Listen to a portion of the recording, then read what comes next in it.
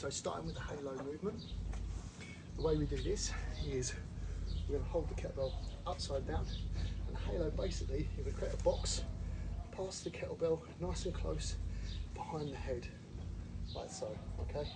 And then with the lunge, all you're going to do is you're going to swing down and bring the opposite leg back, okay? So it's a lunge with a lateral body swing.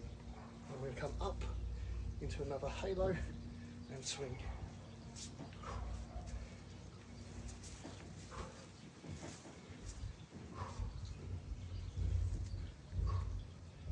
Alright, just holding on to the horns, passing it around as tight to the head as you can get it, chucking this back, and basically don't overthink it. From the bottom position, you come straight up to the other side, arm nice and high over the head, and switch. Alrighty then.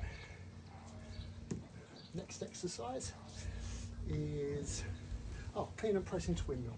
Okay, so from the floor, we're gonna clean, press, and then once we're in this position, keeping this press nice and tall, we're gonna pop the hip towards the kettlebell side, and then lean over, keeping the kettlebell directly above us. So let it fall out in front, keep that directly above, and reach down the leg to the floor, keeping both legs locked out. So there's our windmill, into the hips, down to the floor, and repeat. Press, windmill, into the chest, down to the floor, clean, press, windmill. Okay, and then you'd repeat on the other side. But it's basically the same thing. Press overhead, hip pops towards the kettlebell, twisting over, keep the kettlebell pressed towards the ceiling, not letting it fall forwards, and back up again, hip, in, clean, press, windmill. Okay, when you do your windmill, you're basically looking to keep nice and straight through here. Okay, so your body's going to want to do this, you're going to try and stay nice and open.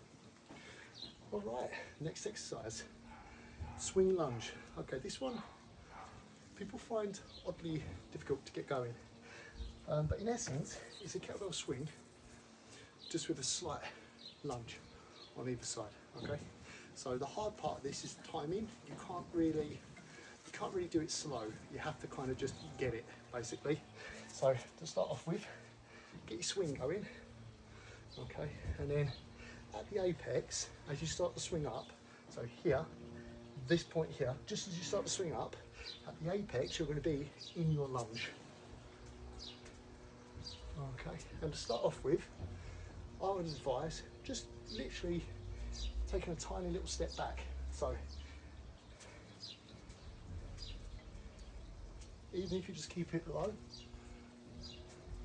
all you can't do is keep it slow. Okay, and then just build that movement until you end up in a more dynamic swing.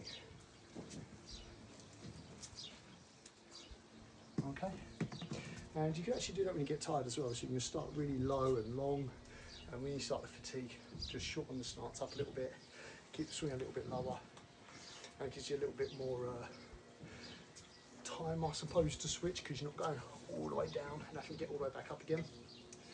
Okay, the last exercise is a quadruped toe tap. So quadruped just means on all fours. And then I'm going to show you a few different variations here, because I think this is an exercise a lot of people might find challenging. So I'm going to face camera on. We'll start off with our feet shoulder width apart, hands underneath us, as if we're on all fours, but the knees just hovering off the floor. I'll show you that from this side. So knees just hovering up off the floor, okay? Now, the starting version is just to take one hand off, okay? And then when you get that down, you can practice taking a hand and the opposite foot off. Okay, once you've got that down, then you can do a knee tap. So 1, 2, 3. Once you get that down, you can go to the full-blown toe tap, which is what we're going to be doing. So from up here, we're going to crunch, tap, 2, 3, 4. each time, coming back, knees very close to the floor, hands underneath the shoulders, nice strong brace position. And that's everything. So let's do that in the circuit.